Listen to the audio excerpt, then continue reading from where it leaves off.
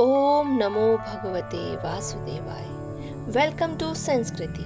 कार्तिक मास महात्म्य 27वां अध्याय। श्री कृष्ण बोले, यम की आज्ञा मानकर प्रेतपति ने धनेश्वर को नरक दिखाए और बोला, हे धनेश्वर, इस भयंकर घोर नरकों को देखो, जहाँ पापी मनुष्यों को यमदूतों द्वारा पकाया जाता है। तप्त बालू का वे घोर नरक हैं, जिसमें शरीर जले पापी लोग चिल्ला रहे हैं। भोजन के समय आए हुए भूखे अभ्यागतों का जो सत्कार नहीं करते, अर्थात जो भोजन के समय आए हुए अतिथियों का सत्कार नहीं करते, वे यहाँ पकाए जाते हैं। गुरु, अग्नि, गौ, वेद, क्षत्रिय, इनको जो लात मारते हैं, उनके पैर जलाए जाते हैं। इस नरक के 6 भद्र हैं। यह अनेक पापों से मिले हैं। तैसे ही यह दूसरा अंध तामिस्त्र नामक नरक है। सुई के समान भयंकर मुख वाले तमोद की आदि कीड़ों से पापी मनुष्यों के शरीर यहाँ पर काटे जा रहे हैं। ये भी 6 प्रकार के हैं। दूसरों का मर्म भेदन करने वाले पापियों के मांस को कुत्ता, गीद आदि खाते हैं। तीसरा वह क्रकच नाम का भयंकर नरक है, जहाँ पापी आरे से चीरे जाते हैं। यह क्रकच भी असिपत्र आदि भेदों से 6 प्रकार का है। इसमें वे मनुष्य हैं जो स्त्री पुत्र तथा प्रिय वस्तुओं आदि का वियोग कराते हैं। वे मनुष्य यहाँ पकाए जाते हैं, तलवार से काटे जाते हैं और भेड़ियों से खाए जाते हैं। ऐसे पापी लोग यहाँ पुकार रहे हैं। ये अर्गलाख्य चौथा नरक है। अनेक प्रकार के पाशों से बांधकर यम के दूत उन्हें धमका रहे हैं। इसके 6 भेद हैं। 5वां कूटशालमली नामक नरक है।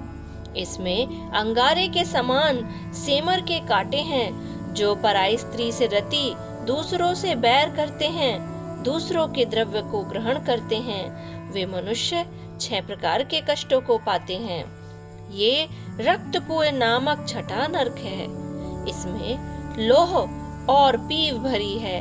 इसे देखो, इसमें पापी नीचे मुंह करके पकाए जाते हैं, जो अभक्ष्य वस्तुओं को खाते हैं और जो दूसरों की निंदा व चुगली करते हैं।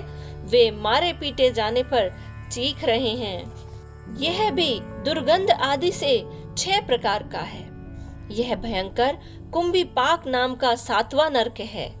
धनेश्वर, यह तेल आदि द्रव्यों से 6 तरह का है। इसे देखो, इसमें महापात की मनुष्य को यम के दूत पीड़ित कर रहे हैं।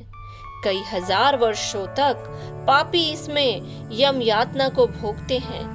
इन 42 रौरव नामक नरकों को देखो। कामना रहित पाप सूखा है, और कामना से किया जाए वह गीला है। गीले और सूखे 2 पापों के भेद होते हैं। 84 तरह के कुल नरक हैं। अप्रकीर्ण, पांगतेय, मलिनीकरण, जाति भ्रंग, शकर, उपोपातक, अति पाप, महापाप, ये 7 तरह के महापातक हैं। इन पापों से 7 नरकों में पकाए जाते हैं। कार्तिक व्रत करने वाले से जो तुम्हारा संसर्ग हुआ, उनके पुण्यों के प्रभाव से तुम्हारे नरक दूर हुए। श्री कृष्ण बोले, प्रेतपति धनेश्वर को यक्षलोक में ले गए। वहाँ वह यक्षों का स्वामी हो गया। वह धनेश्वर धनयक्ष नाम से प्रसिद्ध कुबेर का अनुचर हुआ, जिसके नाम से विश्वामित्र ने अयोध्या में एक तीर्थ बनवा दिया था। यह प्रभाव वाला कार्तिक का व्रत मुक्ति को देने वाला है। जो इस व्रत को करे और उसको करने वाले का दर्शन करे, उसको भी मुक्ति मिल जाती है। इस प्रकार कार्तिक महात्म्य में 27वां अध्याय पूर्ण हुआ। भगवान श्री कृष्ण ने अलग अलग पापों से मिलने वाले नरकों के विषय में बताया है। इसीलिए हम सबको अपने कर्म बड़े ध्यान से करने चाहिए तथा सात्विक मन होकर कार्तिक मास में भगवान श्री कृष्ण, श्री हरि विष्णु, तुलसी माता का पूजन तथा अर्चना करनी चाहिए। इससे मनुष्य सब प्रकार के पापों से मुक्त होता है तथा उसकी बुद्धि शुद्ध होती है। वह अपने साथ के अन्य लोगों का भी उद्धार कर देता है। जैसा कि भगवान श्री कृष्ण ने कहा, कार्तिक मास का जो सेवन करता है, पूजन करता है, उसको देखने वाले, सुनने वाले को भी सब प्रकार के पापों से मुक्ति मिलती है। अतः हमें यह कार्तिक मास का महात्म, पूजन, स्नान अवश्य करना चाहिए। ओम नमो भगवते वासुदेवाय। Thank you for watching.